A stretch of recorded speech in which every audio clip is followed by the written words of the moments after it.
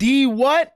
Defense. Today's episode of Locked On NHL is all about the defenseman and the Norris Trophy race. All that much more on today's episode of Locked On NHL. You're Locked On NHL, your daily podcast on the National Hockey League. Part of the Locked On Podcast Network, your team every day.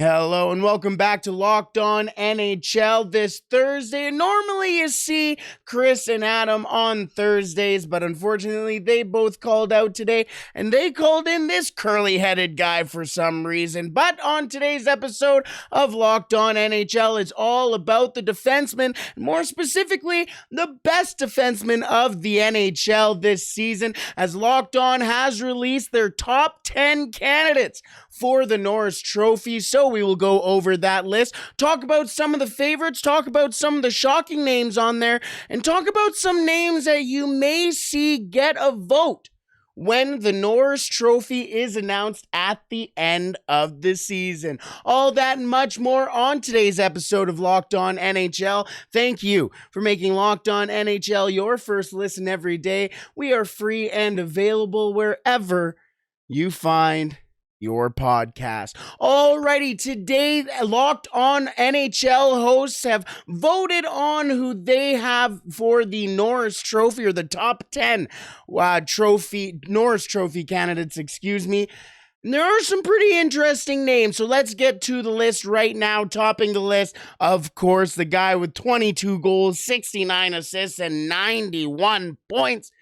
Erik Karlsson on the top of that list. Second, Josh Morrissey. Oh, sorry, I said his name wrong. Josh Morrissey, who has been an absolute revelation for the Winnipeg Jets, especially earlier on this year, putting the Jets where they are in this at this point of the season. They couldn't have been there without Josh Morrissey. Of course, third, who else? Cale Makar, who has missed time so far this year. We'll get into Cale Makar, but if he hadn't missed time this season, would he be higher on this list? In fourth, Quinn Hughes on the not-so-great Vancouver Canucks, but he is one of the few bright spots on that team. We'll talk about him a little later on.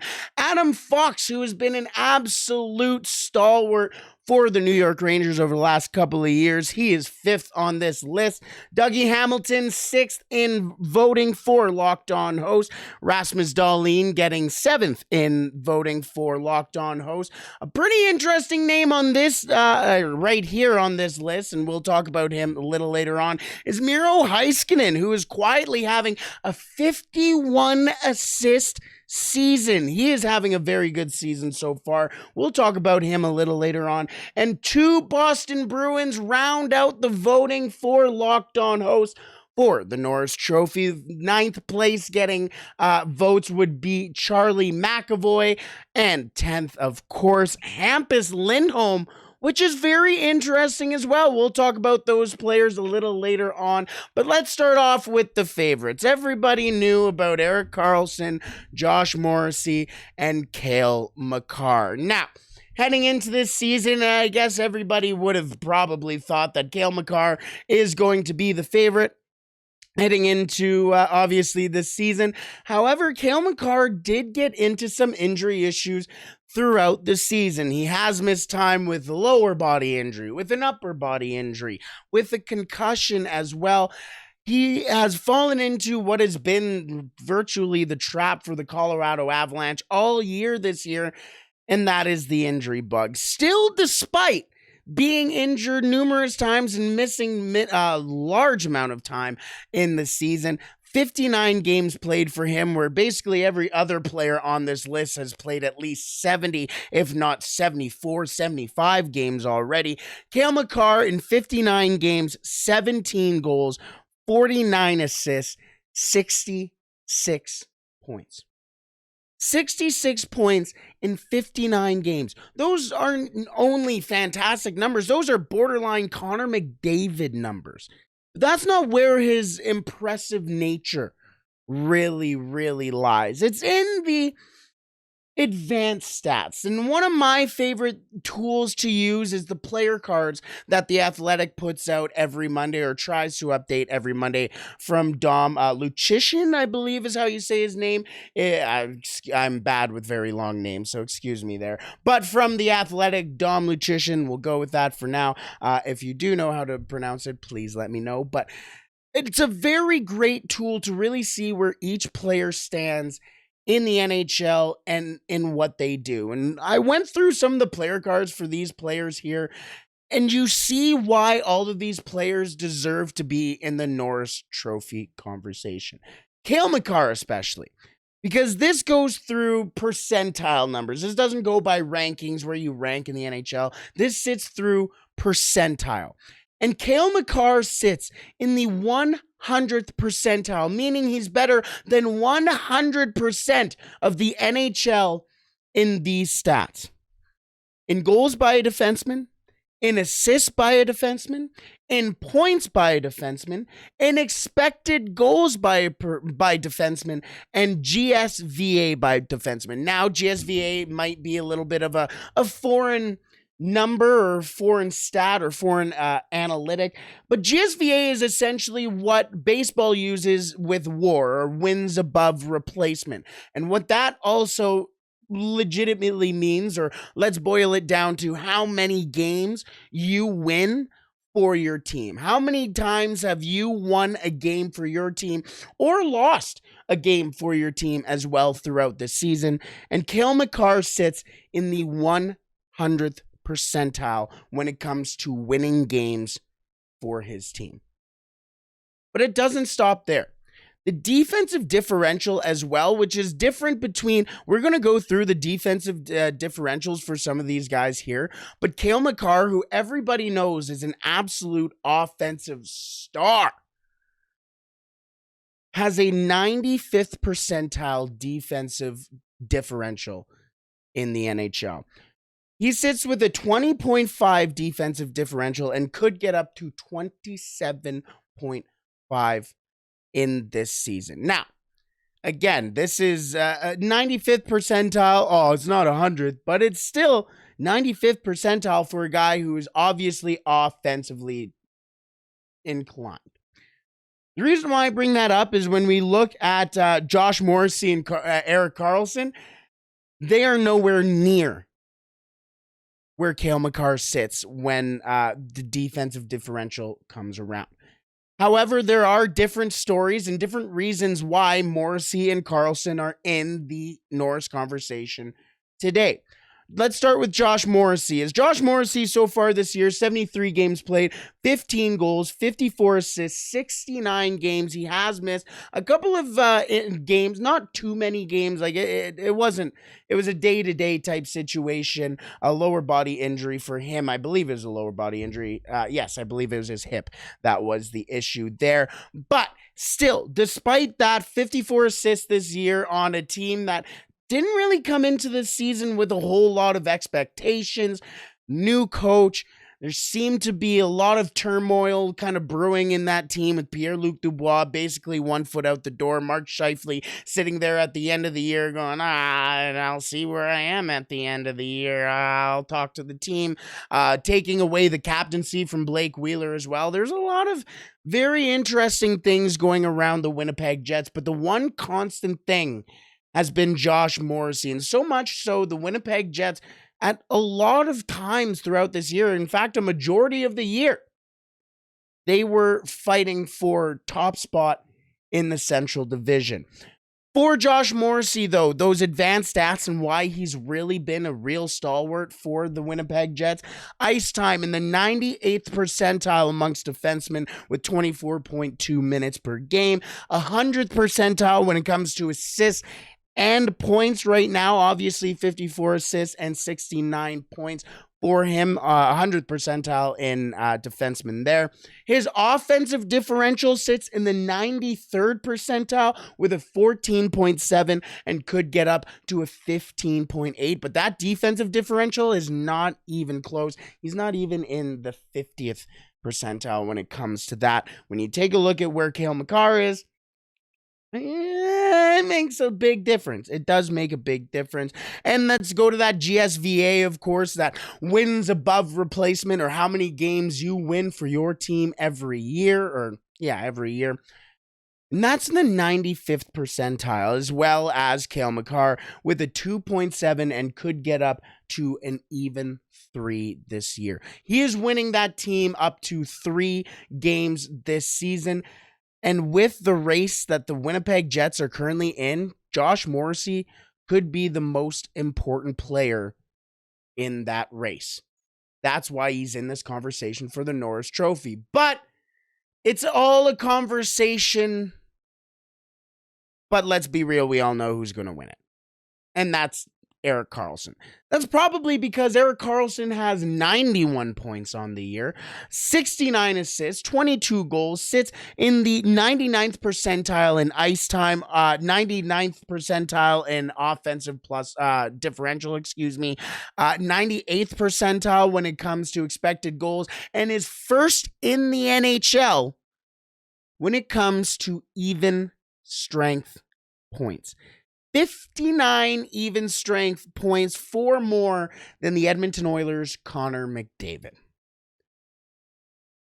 He is having an absolutely unbelievable year, to the point where everybody starts sitting here and going, why are we giving this award to players who are being offensive? Isn't this the best defenseman? To which the reply can most likely be, well, a good offense is a good defense. Well, a good defense is also a good offense. So there's always a little give and take with this trophy, but without a doubt, Erik Karlsson has been the best defenseman in the NHL. He is in the 99th percentile when it comes to winning games in that GSVA for the NHL. At a 3.8 right now, and could get up to a 4.1 for a team who's trying to lose hockey games. That's the biggest deal here. The San Jose Sharks are arguably the worst team in the NHL with a Lamborghini in the garage. And despite all of that, when was the last time a terrible team won the Norris Trophy? Wasn't very often. Wasn't the last time. It wasn't a very quick time the last time that happened. It doesn't happen. I'm waffling here, but it doesn't happen. This is absolutely unbelievable. And Erik Karlsson probably deserves it. Actually, he doesn't probably deserve it. He does deserve it. But there still needs to be the conversation, because there's always the quiet players that end up creeping their way into it. Now, there are some shockers on this list from our Locked On hosts here, and I want to talk about some of the surprising names on this list. We will talk about that in just a second, but first, today's episode is brought to you by Built Bar. Looking for a delicious treat but don't want all the fat and calories? Then you gotta try Built Bar. Look, if you're like me and you're trying to eat healthier but you don't actually want to sacrifice taste, which is understandable, I don't want to do that either, then you gotta try Built Bar. I don't understand how they do it, but healthy is actually tasty. Seriously, they are so delicious you won't think they're good for you. But how do they do it? Well, it's probably the fact that they use 100% real chocolate. Yes, real chocolate. And they combine that real chocolate with unbelievably, undeniably delicious flavors like churro, peanut butter brownie, and coconut almond. Oh my goodness, I am drooling just thinking of it. Let me compose myself. Either way, it tastes good. It is already healthy for you, but it's also packed with a whole bunch of great things for you as well. Only 130 calories, 4 grams of sugar, and a whopping 17 grams of protein. All of that packed into one delicious bar that is healthy and good for you. If you have a participating Walmart or Sam's Club around you, go find a box there. You can thank me later. Alrighty, let's continue today's episode with some of the surprising names on this list from our Locked On hosts here at the Locked On Podcast Network. And we're going to start off with Quinn Hughes. And not the fact that Quinn Hughes is on this list, But the fact that he's at number 4 on this list, now I'm starting to sound like I'm going to disrespect Quinn Hughes. And quite the contrary, quite different to where I'm going here. In 70 games on one of the worst teams in the NHL this year, Quinn Hughes has 7 goals, 65 assists, good for 72 points. His ice time is in the 99th percentile, again, on one of the worst teams in the league, has an assist percentile, or is in the 100th percentile when it comes to assists, in the 100th percentile when it comes to points amongst defensemen, and his GSVA, or his wins above replacement, for the Vancouver Canucks this year is in the 97th percentile with a 2.9 and could get up to 3.3 by the end of the year. This Vancouver Canucks team has been absolutely shambles, and it's kind of the same situation as to what's going on with Elias Pettersson. Elias Pettersson is quietly having a season that's probably going to get up to 100 points. And a lot of people are going, is he having a quiet 100-point season right now? And the same can go, and same can be said with Quinn Hughes. 65 assists in 70 games.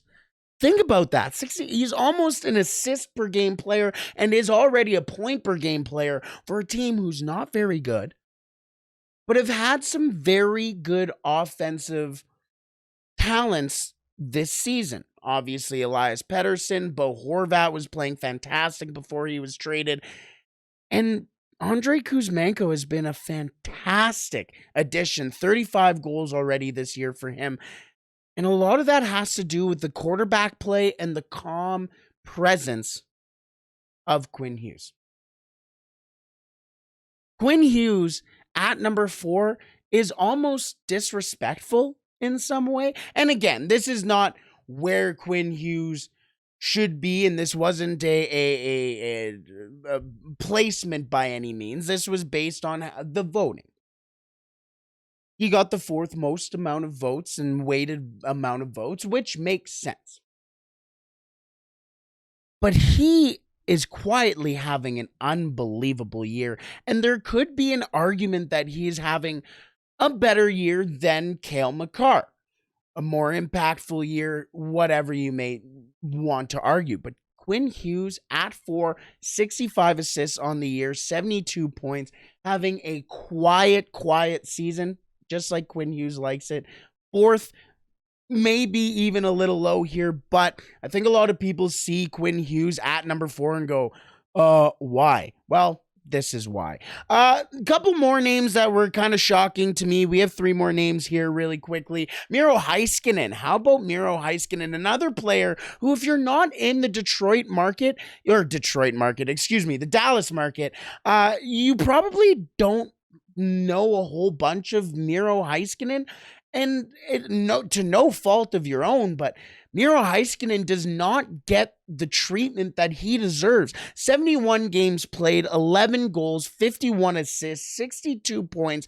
Now, the Dallas Stars let go of John Klingberg, who has been in their organization for a long time, and there's a reason. That reason is Miro Heiskanen. This is an absolute bona fide number 1 defenseman in this league, and he doesn't get the respect he deserves. Let's go through some of those player numbers again. 98th percentile when it comes to ice time amongst defensemen, 25.7 minutes per game. 94th percentile when it comes to goals. 100th percentile in assists and points amongst defensemen this year. 99th percentile when it comes to expected goals on the season. His offensive differential sits at the 86th percentile, and he has won his team 3.1 games so far this year, sitting in the 98th percentile. Sitting in the 98th percentile for a team who is utterly fantastic at times. You have a fantastic team, a fantastic defense, a fantastic goalie, and all of that runs through Miro Heiskanen. I love Miro Heiskanen. He is an absolutely a punishing defenseman when he needs to. He has fantastic footwork, can play in his own end, in the offensive end. Great transition player, can make that first pass, make an outlet pass as well. He is a bona fide star in this league that doesn't get a lot of attention at all, really. But Miro Heiskanen deservedly getting votes in the Norris Trophy with the Locked On hosts. And don't be shocked if Miro Heiskanen gets more votes in the Norris Trophy race at the end of the year than you expect.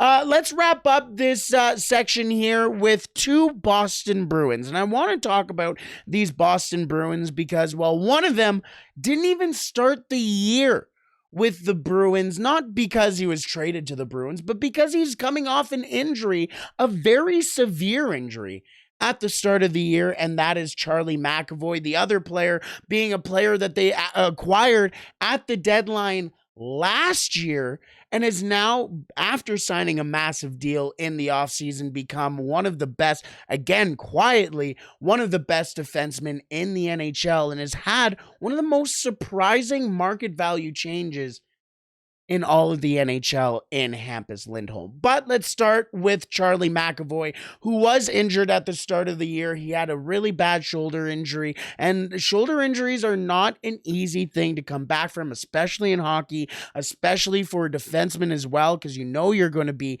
in contact all the time, very tentative to go into contact, very tentative to go into corners and battles, and shoulders are used for everything, using your stick, using for battles, using for hits as well. And it's not an easy thing to come back from. Charlie McAvoy's first game of the season was on November 9th. He came back November 9th, a full month into this season already, and his first game was against a very tough Calgary Flames team. In that, at the time, very tough Calgary Flames team.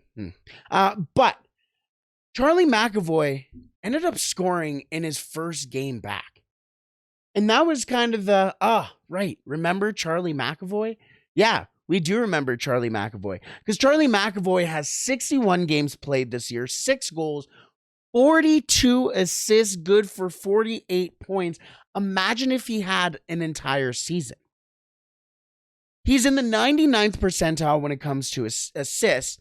But that's not what's impressive with Charlie McAvoy. We can talk about the numbers. We can talk about the 42 points, or 48 points, 42 assists, excuse me. But it's the offensive and defensive differential that really speaks volumes. And what that tells you is how the team is producing offensively when Charlie McAvoy is on the ice, and how they prevent goals defensively when Charlie McAvoy is on the ice as well. The offensive differential for Charlie McAvoy currently sits in the 96th percentile with a 14.5 and could get up to an 18.8. And his defensive differential sits in the 90th percentile with a 16.4 and 21.3. He could get up to a 21.3 by the end of the year. Then let's go to that wins above replacement, how many games he wins for the Boston Bruins this year, which is saying something because the Boston Bruins are the best team in the NHL. 99th percentile when it comes to wins above replacement, GSVA, how many games he wins this season for the Boston Bruins. Has already won the Bruins 3.3 games and could get up to 4.3 this year. One of the best teams in the league has Charlie McAvoy to thank for wins so far this year.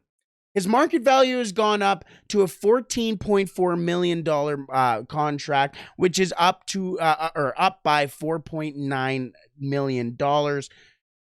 Absolutely insane. But there is no other player potentially in this league who has had a higher market value rise in stock almost. But that market value is absolutely disgusting for Hampus Lindholm. Hampus Lindholm does not have offensively pretty numbers. Well, you know what? This season he kind of does. 72 games played, 10 goals, 39 assists, 49 points. Not too bad. Are they Norris Trophy winning numbers, or are they even the trophy winning numbers? Probably not. But what is that defensive differential and that wins above replacement that Hampus Lindholm brings to the table. We talked about Charlie McAvoy being in the 99th percentile for the Boston Bruins. How about Hampus Lindholm's 100th percentile at a 4.3, where Charlie McAvoy could potentially get up to? Hampus Lindholm has already accomplished that. And he's accomplished that with his 98th percentile defensive differential at a 32.8%, or 32.8, I should say. Now, I bring this up because the big debate, and I already touched on this earlier, but the big debate on the Norris Trophy is, why are we giving the Norris Trophy to the defenseman with the most points? That kind of defeats the purpose of the best defenseman. How are you the best defenseman if all you're doing is, well, playing offense? Here for Hampus Lindholm, it is obvious that defense comes first. Offense will come, as you see, with the 10 goals, 39 assists, but defense comes first. And that has been the calling card for the Boston Bruins this year, and the calling card for the best team in the NHL. This is a guy that the Boston Bruins acquired at the deadline last year, not necessarily for scraps by any means. It was a big trade last year, but it was still a relatively, interesting deal. Now they acquire Hampus Lindholm, and at this deadline, they acquired Dmitry Orlov. I'm very interested to see if at this time next year, we're having the same conversation, but with Dmitry Orlov. Because the Boston Bruins seem to be having something brewing, I guess, in Boston, where these defensemen can just step in and be utterly unstoppable with the puck, without the puck, in their own end, in the opposition's end, wherever it may be. And Hampus Lindholm has been a fantastic example of that. But those were some of the shockers on the list for Locked On, or for the Locked On host. How about some of the names that didn't make it on the list? I'm going to bring you 3 names that may have been brought up at a couple of different points throughout the year in the Norris Trophy talk, or Norris Trophy candidate potentially, and why you shouldn't be surprised to see their name with a vote at the NHL Awards. We will talk about that in just a second, but first, today's episode is brought to you by FanDuel. The tournament is heating up, and there is no better place to get in on the action than FanDuel, America's #1 sportsbook. That's because right now, FanDuel is giving new customers a no-sweat first bet up to $1,000. That is $1,000 back in bonus bets if your first bet doesn't win. Just go to FanDuel.com/lockedon to sign up today and claim your no-sweat first bet. Then you can wager on everything from money line to point spread to who will be cutting down the net at the end of March Madness. And unfortunately, I had UCLA. I don't want to talk about it. Either way, it's all on an app that is safe, secure, and super easy to use. So don't miss out on your shot at a no-sweat first bet up to $1,000 when you join FanDuel today. Just go to FanDuel.com/lockedon to sign up. Make every moment more with FanDuel. Alrighty, let's wrap up today's episode of Locked On NHL with some of the players who didn't get on the Locked On list, but has been in some sort of conversation here or there when it comes to the Norris Trophy this season. And we're going to start off with a player that is really under the radar and I think deserves more credit than he gets. Evolving Hockey has had this very interesting article on their website for a little while now called "Why Jared Spurgeon Should Be the First Analytics Hall of Famer." It got me thinking more about Jared Spurgeon, and then Pierre LeBrun decided to do a coaches poll around the league on who he thought, or who the coaches thought, should be a Norris Trophy winner. And one coach in the NHL voted for Jared Spurgeon. Now, again, this kind of goes along with the Hampus Lindholm thought or train of thought, where 74 games played for Spurgeon, 10 goals, 23 assists, 33 points, doesn't jump off the page. You know what does jump off the page? Probably his defensive differential that sits at a 98th percentile. Maybe his wins above replacement or GSVA or wins that he has given the Minnesota Wild that sits at a 98% at a 3.3, the exact same as Charlie McAvoy. Maybe it's his market value that's gone up by $4.6 million to a 12.2, and his expected goals, although he does have only 10 on the year, sits in the 94th percentile. Shh. Oh, so quietly.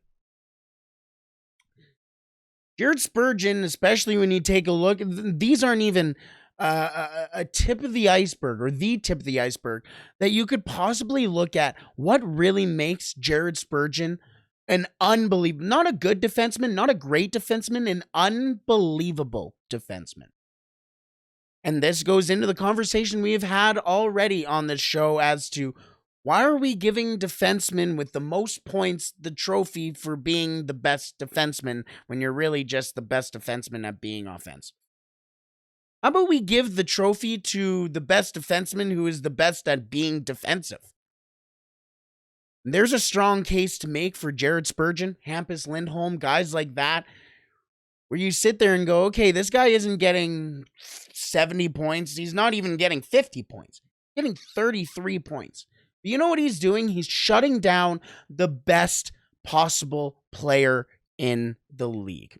You know that's Connor McDavid, but that's more hyperbole, or a situation where if you are going up against this the other team's best player late in a game, you're up 1-0 and you need to defend the lead, you're putting out Jared Spurgeon. That is what defense is, and that is what this trophy represents. Jared Spurgeon should be in this conversation almost every year, but never really is. Jared Spurgeon, I would not be surprised if he got a vote in any place for the Norris Trophy this year. Just an unbelievable defenseman who doesn't get the respect he deserves. The next two players are also teammates as well. The final two players, I should say, as well. And that is Brent Burns and Jakob Slavin. Now, Jakob Slavin's conversation goes into the same as Spurgeon, as Lindholm, all the defensive defensemen. His numbers are more defensively appeasing. 6 goals, 17 assists, 23 points, not too nice. But offensive differential of a 92%, which you don't need to get points to be offensively not inclined, but offensively influential. And that is what Jakob Slavin does. 92nd percentile when it comes to offensive differential, 12.7 when it comes to that, could get up to a 15.2. His defensive differential is at the 90th percentile with an 18.4 difference and a 21.3 potential this year. And then his GSVA, 91 percentile or 91st percentile, has won the Carolina Hurricanes 2.1 games this year and could get up to 2.5. Don't want to wear out the defensive trophy conversation anymore, but Jakob Slavin is one of the best defensive defensemen in the league. But Brent Burns, on the other hand, old. We understand Brent Burns is an old player in the NHL. But let's go back to Dom Lucian for a second, because Dom Lucian has been also doing a Norris Trophy Norris Trophy rankings when it comes to some of the added and analytical numbers that come out with the offensive differential, the GSVA, everything like that. And Brent Burns sits third on that list. Brent Burns so far this year, 13 goals, 41 assists, 54 points. That's how many points that Nathan MacKinnon has at even strength. Sorry, that was just a fun fact that came to my head. But goals for Brent Burns, he sits in the 97th percentile. Also 97th percentile in assists, 98th percentile when it comes to points, 95th percentile in offensive differential, 92nd percentile when it comes to defensive differential, and is in the 99th percentile when it comes to GSVA, wins above replacement, however many wins you get for your team. He has already won 3.7 games for the Carolina Hurricanes and could get up to a 4.0 by the end of the year. Now, this is a guy who's obviously past his prime. He's almost 40 years old, but he's playing at a market value of a player who should be being paid $13.3 million. He's a player who's being paid or should be being paid up to $8 million his current cap hit, or at his current cap hit. Older player on a team that quietly harbors really good defensemen. I really think Brent Burns is going to get a vote here or there, probably more than a couple of votes too. But I don't understand why Brent Burns isn't more in this conversation. He is a guy that obviously produces, but that conversation that we were having with Slavin and Spurgeon as well, these are guys that you want to have on the ice late in games when you're trying to protect a lead. And Brent Burns is one of those guys as well. So, and a guy who has been all over the place, or not all over the place, but has been in a whole bunch of different situations with the experience that he has in the NHL. Either way, we all know, basically, we have an inkling of who will win the Norris Trophy, but what will be the most interesting thing when it comes to the Norris Trophy? Who's getting the votes? Who are going to be some of the interesting names who do get votes? So, let's wrap up today's episode on that note. Let us know who you think should be getting votes for the Norris Trophy and who you think will win the Norris Trophy. Thank you so much for joining us here on Locked On NHL. Chris and Adam should be back next Thursday. Either way, you can also find me at Locked On Oilers or on the Locked On Oilers show at Locked On Oilers, and also every Tuesday on Locked On NHL's Western Conference Tuesdays with Locked On Stars Dane Lewis there. Either way, I hope you have a wonderful rest of your day and hopefully you have a wonderful weekend. Stay safe and all the best.